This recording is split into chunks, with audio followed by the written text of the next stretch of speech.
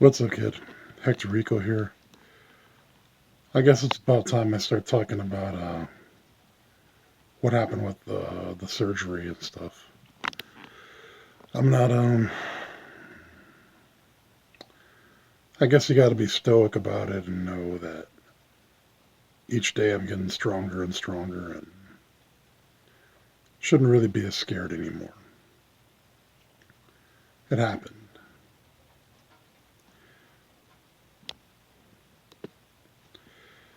So November the 8th. I want to say it was November the 8th, and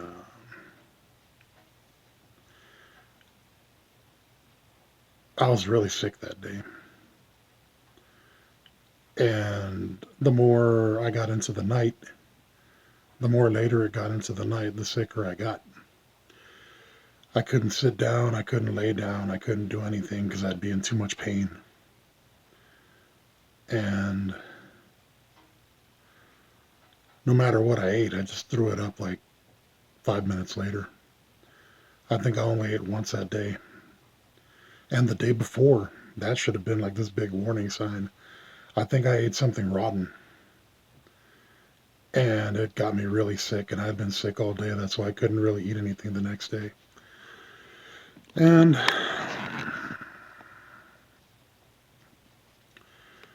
so I got really sick, and I tried to sleep it off,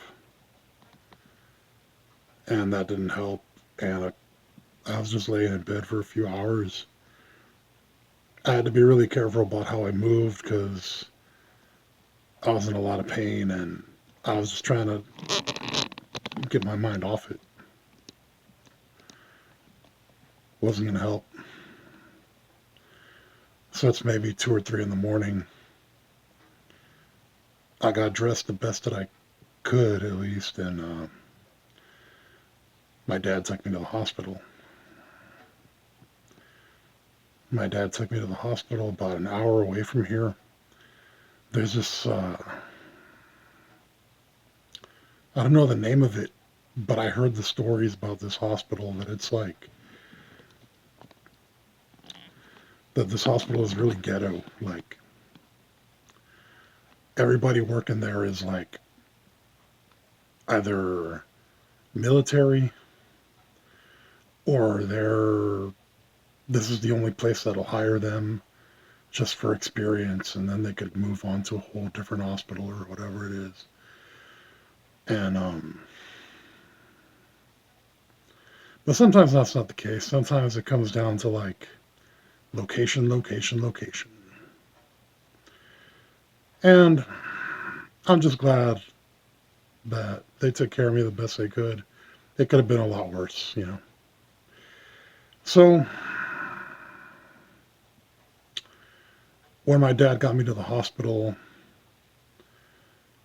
I was trying my hardest to not throw up in the truck, but I had a lot of like motion sickness and stuff. And I got out of the truck, I couldn't stop throwing up, and the security guard comes by with a wheelchair because I guess they knew how are they going to pick me up if I fall down. And they cart me into like the place where you check in and stuff. I told them whatever's on file, it's the same thing. And just because I'd been there about 5, 6 years ago, and well, they take me to the back. I had to wait about another half hour or so, and I was describing to them everything that happened and how I got injured a few hours earlier, and they gave me an IV unit with a morphine drip. Gotta tell you, man, that morphine stuff was amazing. Took all my pain away. I was finally able to sit without being in pain or anything. That morphine was amazing. It was like a saline drip and a morphine drip, but the morphine drip was like about a third the size of the saline thing, or whatever it was, saline or something else. And then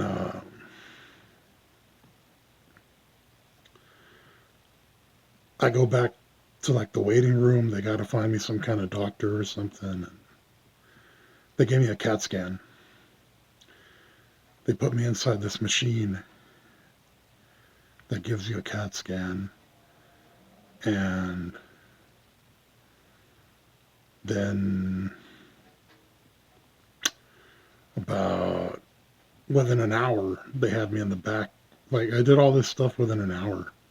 They put me in the very back of this room with a hospital bed in it, and they stick a hose in my nostril going down my throat into my stomach, siphoning out all the air and whatever liquid is in my stomach. And this female doctor comes by and explains to me what's happening to me. She says, look, I have about, I think at the very least 2 or 3 abdominal hernias, but they all created a log jam, like a log jam type of thing in my intestines. That's why I'm so sick, and I'm going to need this emergency surgery. And I thought she was just joking around. No, she meant it.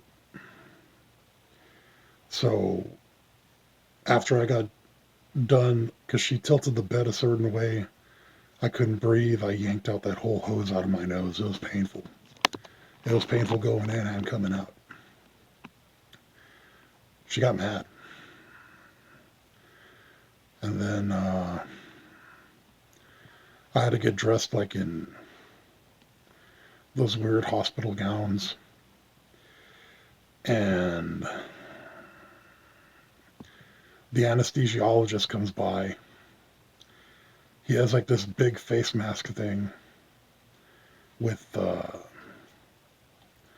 it's like a face mask thing with like this bottle attached to it. He's like, hey man, take 3 hits of this stuff. It'll knock you out.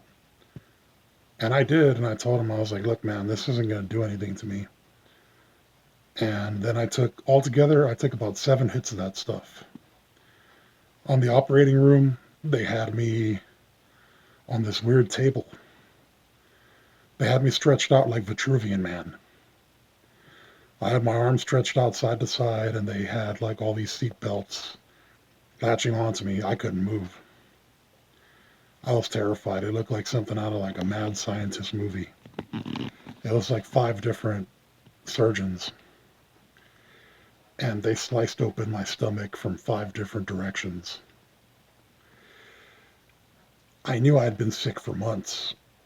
It's just that I have such a high pain tolerance. I have a high threshold for pain, so I just carried on minding my own business.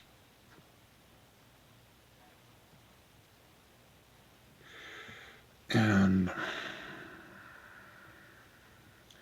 if I'd have known how sick I really was, especially the final month before I had the operation, I wouldn't have wanted to hang out with nobody or talk to nobody. I don't like being sick. I don't like people looking at me like that. And I was on Facebook, and I just showed pictures to everybody. Look, you guys, I just got out of this 9-hour surgery. And a lot of people responded and freaked out because they couldn't believe that I was saying that. I mean, that freaked me out because I'm like, look, like after the operation, that's all I remember. I remember I took like 7 hits of that stuff.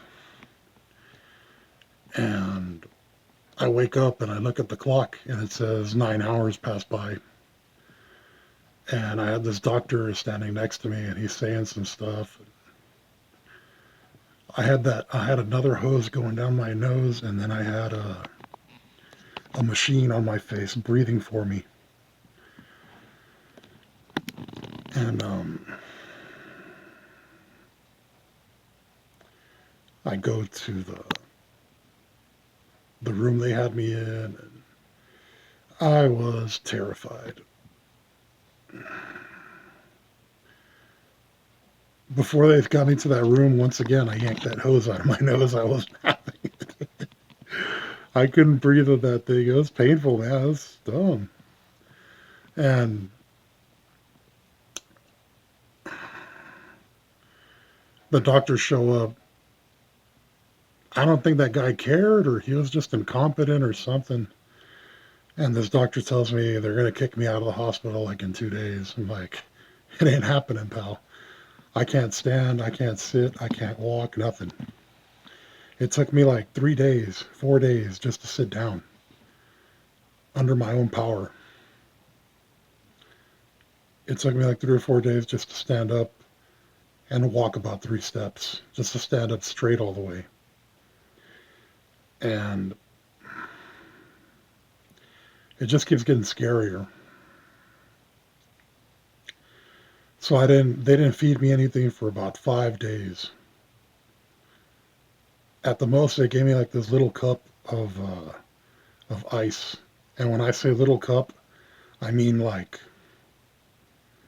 you know those little cups, those little measuring cups they put on the NyQuil? That's how much of ice they gave me. And I'm hearing the nurses telling me stories and stuff about all the medication they're giving me and all this other weird stuff. And the lady tells me they're going to give me oxycodone. And in the back of my mind, I'm like, you're joking. Here in Texas, they used to have this law. Even with a prescription and everything, you're not allowed to have more than like 7 or 8 oxycodone pills at a given time. You guys, oxycodone is just pharmaceutical heroin. That's all it is. I did it twice. That stuff got me really high. And it wasn't a good high. It was a bad high. I just had to ride it out. It gave me some crazy nausea. It was not going to help my intestines out at all. I think I just did it just to drown out everything around me. I just wanted to be alone. I didn't want nobody checking up on me, not the nurses, not nobody. And one of my friends, Michael, he knows what I'm like, dude. He knows if I'm in the hospital, I don't want no one near me. Like last time, my cousin invited himself. I'm like, no, dude, please go away. And Michael got the joke. He knows I was just trying to like goof off and not be serious. But I told him something like that joke about from that movie Kindergarten Cop. I took a picture of my Jello cup. I'm like, look, man, tough guys eat Jello. Because Governor Arnold Schwarzenegger didn't want to eat his Jello in that movie or whatever it was. And I guess he knew I was telling him, don't worry, man, I'll tough it out. It just scares me not knowing how sick I really was. And I go to this one doctor maybe once, twice a year. And he's already told me twice already. He's like, sooner or later, they're going to have to get rid of that hernia on your belly button. I know, I just didn't know how I was going to afford it. I still don't. And just taking it one day at a time. I was really scared. The medicine had me really bad. I was really nauseous, and then I had this tablet with me. And I saw the final episode of Loki. And after about 10 years, they finally gave Loki a throne. And just the way he was walking around to get to that throne, it like inspired me to like just take steps, man, because I needed to walk no matter what. And you'll be surprised how much walking helps your intestines. It did for me, especially when I was being like really sick in the hospital. And I was just trying to copy that same walk that Loki did, that took all the strength he had to keep walking forward. The timing couldn't have been any more perfect to me seeing that.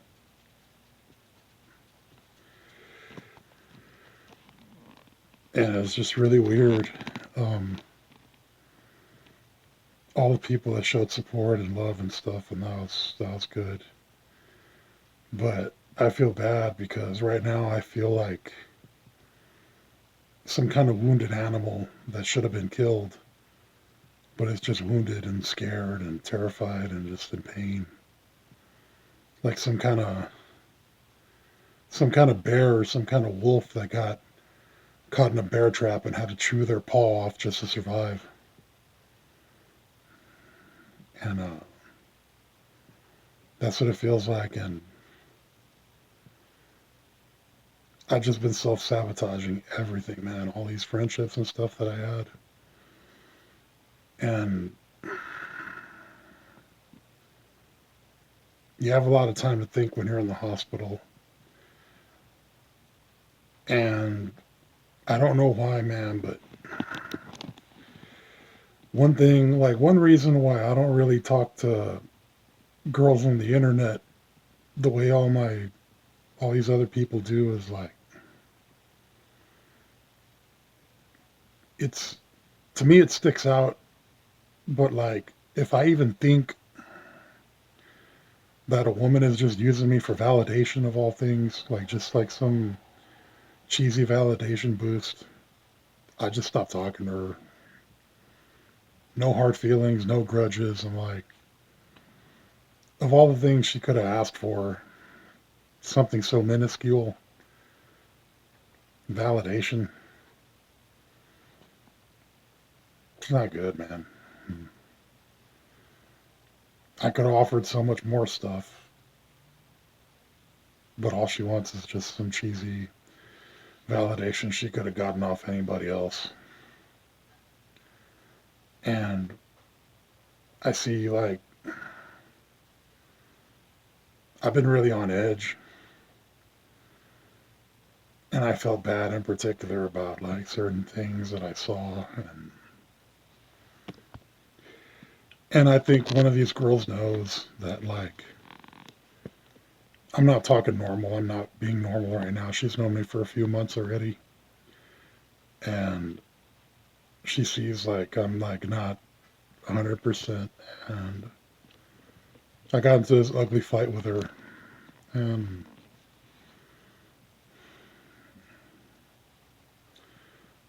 maybe it was for the best. I think it was one of those fights that got us like closer together, kind of, I guess you could say.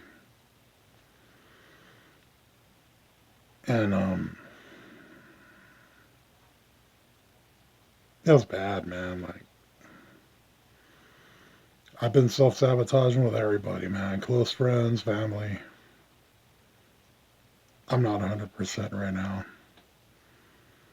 And the doctor told me not to lift anything until my birthday, probably about a month from now.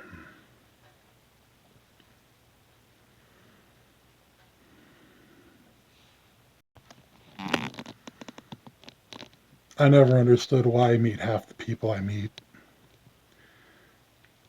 For the most part, I could tell when God sent a woman for me to interact with.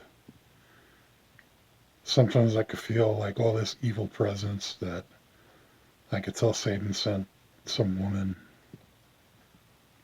to come, like, distract me for a while. I never understood any of it, really. I'm getting older, man. I'm just getting older, and I'm more disillusioned now more than ever. And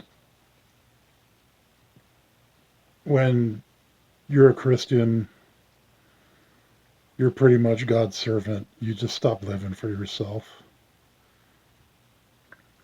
And on occasion, from time to time, you get your faith rewarded.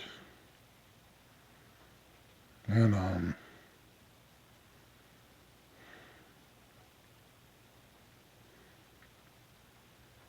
just human, man. if I'm just being honest, man, like this last season of Loki, like the more you learn, the more you realize that you didn't really know that much to begin with. And this season was more about Loki interacting with Sylvie, unlike the last season. And I see like the way he acts. That's how it was in my 20s. One thing that Loki and Sylvie have in common, they both have that fight or flight reaction, but it's mostly going to be flight. When I was in my 20s, by then I'd seen so much abuse that pretty much any reaction I had was flight. I couldn't understand the idea of a woman showing me affection or anything, and if she did, I gotta go, man. I couldn't understand any of it anymore, and that's how Loki is with Sylvie this time. He's really fight or flight. He's flying away just as like a self-defense mechanism because he just is. And by this weird coincidence, my friend of mine, and she shows me photos from when she was younger, and she has her hair just like Sylvie. And that just like amazes me. And I guess just me being scared and paranoid, and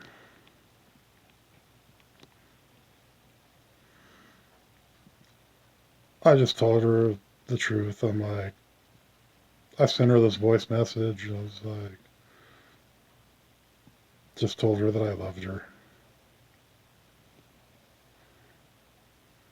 Needy son of a bitch. And she actually responded back to me, but didn't mention it. But just to some capacity, I think we need each other.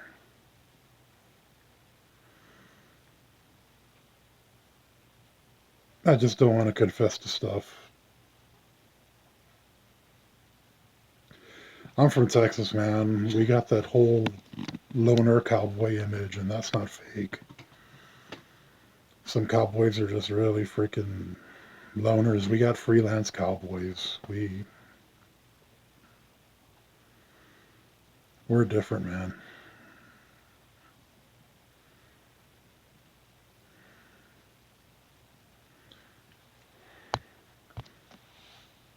I just hope something good happens, man, because I'm getting older, man. I'm just tired. When you get older, you want different things out of life. You just do.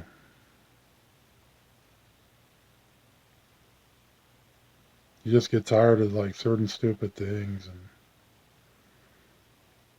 I never thought I'd even reach this age, to be honest. I thought I was going to die when I was like 25.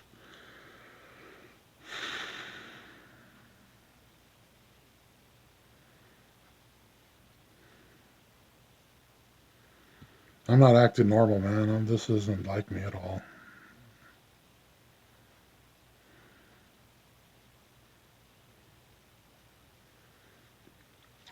I'm just glad it's over with, and I just want to go back to work.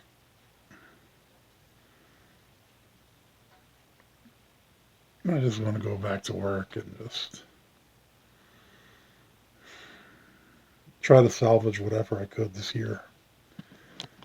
And just try to make the best out of whatever I can. I know I gotta pay taxes. Hopefully, I'll recuperate enough to where I could go trucking next year. Lately, I've been all watching Cobra Kai. I never seen it before, and I love Cobra Kai. That's an amazing show for a lot of reasons. I'll probably talk about it soon, sooner or later.